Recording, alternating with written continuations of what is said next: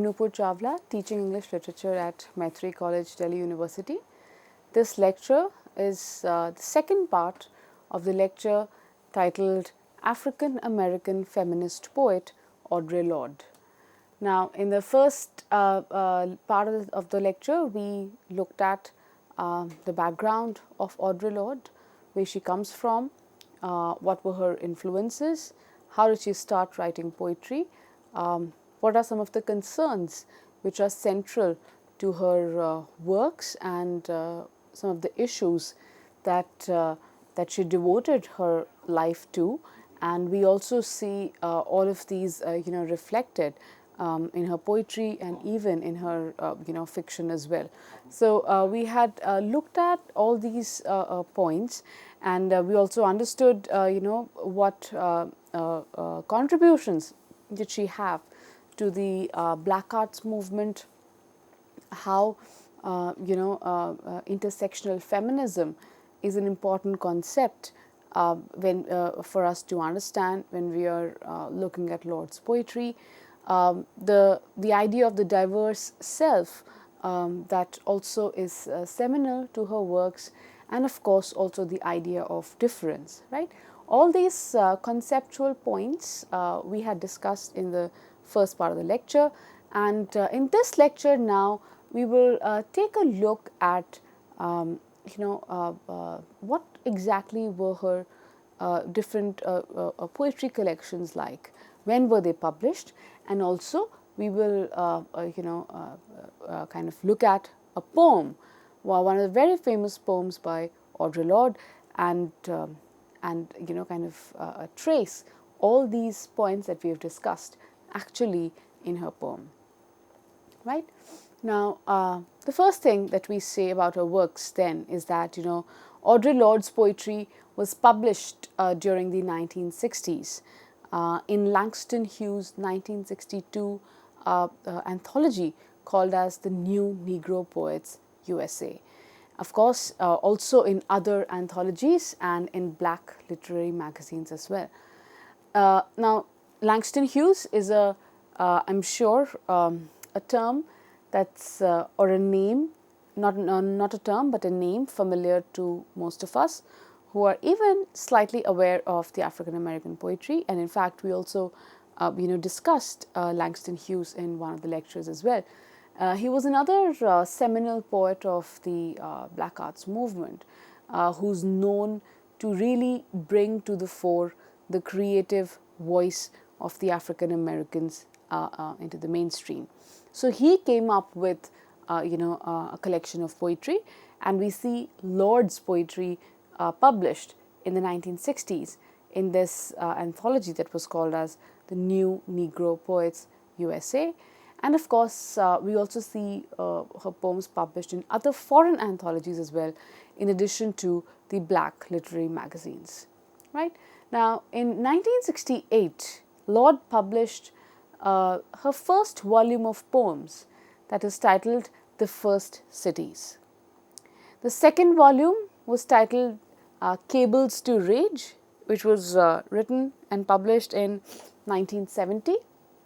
And if you remember, we'd mentioned this, that it was written during her tenure as the poet in residence at Tougaloo College in Mississippi, and it addressed themes of love, betrayal, childbirth, and the complexities of raising children. So just by the themes that you see that she explores in Cables to Rage, you automatically get a sense that she very closely engaged with women's experience. She talks about childbirth. She talks about the complexities of raising children, the theme of love and betrayal, all of which are directly connected to a life of a woman. Right? Now, in 1976, when her poetry collection Coal was released, it established Lorde as an influential voice in the Black Arts movement. And the poem that we are going to do today also is from this collection itself. Now, what was the Black Arts movement? It was an African American led art movement that was active or that was alive during the 1960s and the 70s. It actually conveyed a message of black pride. If you remember, we discussed it just a while ago, that how these movements were meant to instill a sense of pride, a sense of dignity, a sense of purpose, a sense of identity, expression, all of which was missing or was denied to this section of society in the white dominated societies, right? So this collection particularly established Lorde as a very, very influential voice in the Black Arts movement. So we see then, just to very quickly put all the threads together, the idea of intersectional feminism, queer identity, black rights, and of course, the experience of being a woman. All these important concerns converge in Audre Lorde's works, right? Now, it's important for us, when we talk about intersectionality, when we talk about the fact that how she, while thinking of genders and equality of genders, she did not just talk about women from a particular section, but instead she focused on or she very well factored in the difference along various lines in society while thinking of equality of genders as well, right? So this is the point that we have made throughout. Now let us understand this still further by looking at this quotation by Lorde in the essay which is titled "The Master's Tools Will Never Dismantle the Master's House," which was published in Sister Outsider Essays and Speeches 1984. Right? Now let us look at this quote and see what Lorde says about intersectionality here. Those of us who stand outside the circle of this society's definition of acceptable women, those of us who have been forged in the crucibles of difference, those of us who are poor, who are queer, who are black, who are older, know that survival is not an academic skill. Very, very powerful, right? She's saying that all of us, all who stand outside the circle of what she says society's definition of acceptable women. Acceptable meaning that this or these are the kind of women that are acceptable, which means what? The high class white women. That was also a kind of a privileged, right? And this is and this is a kind of privilege that she's questioning by emphasizing on difference. So she says, those of us who are forged in the crucibles of difference, therefore, who are poor, talking about class, who are queer, talking about sexuality, who are black, talking about ethnicity, who are older, talking about age, know that survival is not an academic skill. So what has she done? She has right at the outset established that even within women per se, there are these differences which exist, and we need to equally respect these differences as well when we are talking about the idea of equality of genders. Then she goes on further and she says, it is learning how to take our differences and make them our strengths. For the master's tools will never dismantle the master's house.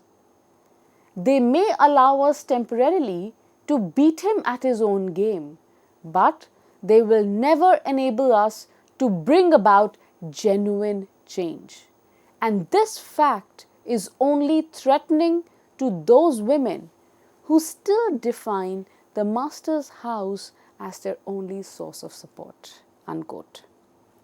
Now you might wonder, what does she mean by the term master's house? Or when she says master's tools will never dismantle the master's house.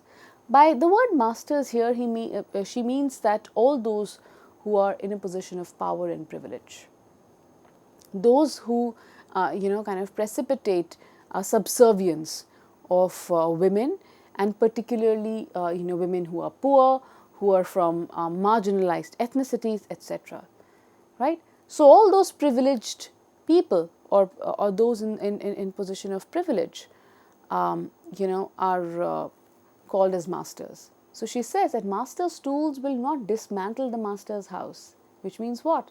We need to devise our own ways to dismantle this, hegemony of the ones that are in power, right? He says that we may be temporarily allowed to beat them at their own game, but they will never enable us to bring about genuine change. So she's constantly, talking about change in the real sense of the word. So she has a very, very clear-cut idea about what she wants. And this quotation then, therefore, is very, very hard-hitting, very, very powerful. If we are to understand her intersectional stance as a feminist, and also understand why and why does she talk about difference and what exactly does she mean by it, right? So I'm sure now you will remember, or you will be able to understand what does it mean to be an intersectional feminist, right? Now, with this little backdrop of Lorde's, let us look at this poem by her and try to trace some of these concerns in this poem that is titled Coal. Now remember, we just mentioned that how Coal was a collection of her poems that really brought her into significance as an influential voice of the Black Arts movement. So this poem is part of that, right? Now let us go over some portions of the poem and try to understand Lorde's style and way of writing. I is the total black being spoken from the earth's inside. There are many kinds of open. How a diamond comes into a knot of flame. How a sound comes into a word colored. By who pays what for speaking. Some words are open like a diamond on glass windows, singing out within the crash of passing sun. Then there are words like stapled wagers in a perforated book, buy and sign and tear apart. The stub remains an ill-pulled tooth with a ragged edge. Some words live in my throat, breeding like odders. Others know sun seeking the gypsies over my tongue to explode through my lips like young sparrows bursting from shell. Some words bedevil me. Love is a word, another kind of open, as a diamond comes into a knot of flame. I am black because I come from the earth's inside. Take my word for jewel in your open light. Now, very, very powerful poem. You would have noticed in this poem, she's constantly talking about words. She's constantly talking about diamond. And she's constantly also referring to her blackness. Right? Now, let's address all of these concerns one by one and try to understand what is the significance of each in this poem of hers. The foremost thing that I want all of you to notice is that the poem begins with a very decisive I, which is the single word mentioned right at the top. And then follow the other lines. If you notice on screens, I is written at the top and then follow the other lines. What does it do? Immediately establishes a sense of a confident assertion of one's identity.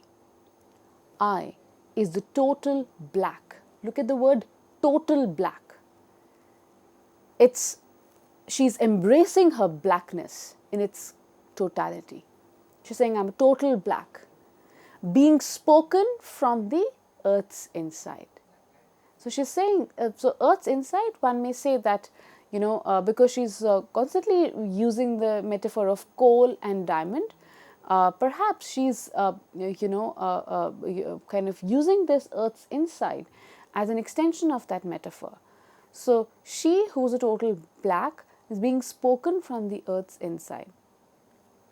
And there are many kinds of opens. Now, again, the word opens also comes a lot of times in the poem. So opens could mean the little chinks which give, the poet the space to express herself. So she says that there are many kinds of open. How a diamond comes into a knot of flame, how a sound comes into a word colored, by who pays attention, colored by who pays what for speaking. Now again, what is she talking about here? A diamond coming into a knot of flame. Now we all understand that how, all these precious stones we say are made still more precious when they undergo a lot of pressure or heat from the outside. So perhaps the metaphor that she then uses over here also points towards the struggles, the difficulties, the odds that they have to face as people on the margins, but what they emerge as are diamonds. So that's the point of comparison that she makes, and once again this kind of comparison shows the confidence, the self-assurance that she is writing with, right? And now connect it with what we had discussed about the fact that she is part of the Black Arts movement, which was one of the ways to assert the dignity, the identity of these people, which was otherwise denied to them.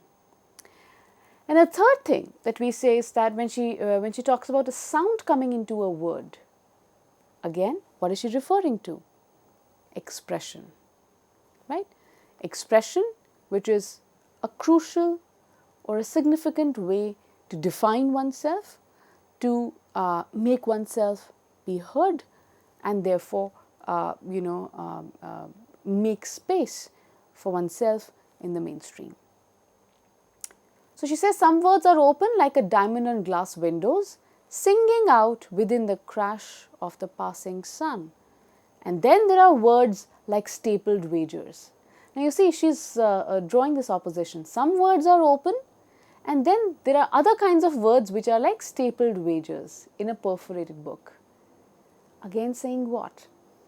That while expressing, in the expression, there are some words which are direct, certain expressions which are direct when they're able to directly state something. But then there are also words which are, she says, stapled. Why? Because not everything can be spelt out clearly. Why is that? Maybe the society is not ready for it, right?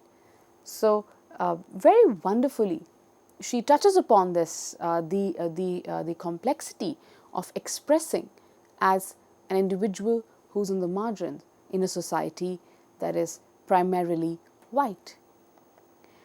The stub remains an ill-pulled tooth with a ragged edge.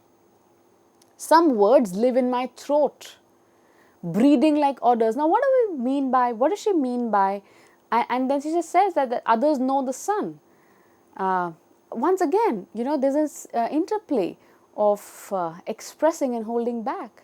She says that some words live in my throat, means that they never come out. I want to say certain things, but I'm not able to. And they breed like snakes inside.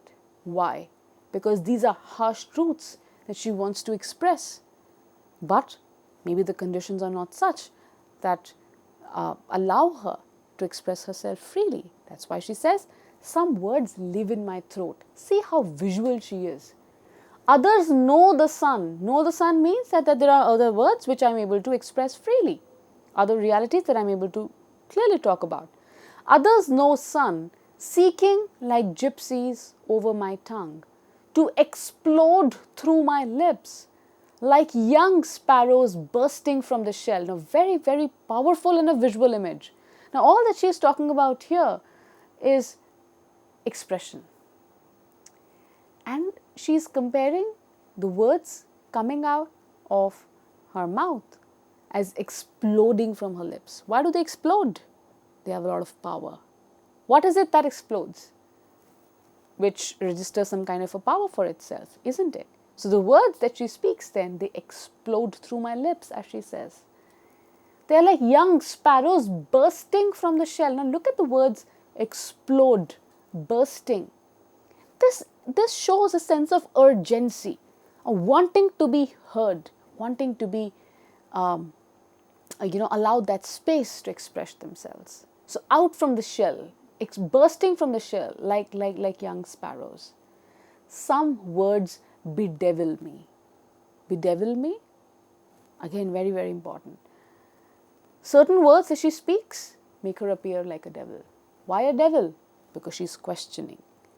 She's saying things which are maybe not meant to be said in a society which does not, or which has not yet matured enough to accept difference. But she, along with various others, take it upon themselves to make space for the ones on the margins, be it on the margins of gender, the margins of ethnicity, or any such difference for that matter, right? And then towards the end, she says, love is a word, another kind of open. Now she comes to sexuality, right? Love is a word, another kind of an open. As a diamond comes into a knot of flame, I am black because I come from the earth's inside. Take my word for jewel in your open light. Now she is once again asserting how important and significant is the word for them. And not just for them, but also for the others. That's why she says, take my word for jewel, which means she's establishing that all that they say through poetry, through different kinds of expression, is precious. Why is it precious? Because it carries the weight of their experience. It carries the weight of their identity. It carries a means through which they explore themselves and at the same time make themselves be known to the world out there without any prejudice or bias, because their words cut through all the existing biases, and that is where the power and importance of this speaking up lies, right? So three things we've seen very, very crucially in our quick overview of this poem. First, there is a very, very distinct significance, emphasis put on the act of expressing oneself. Words are important, right?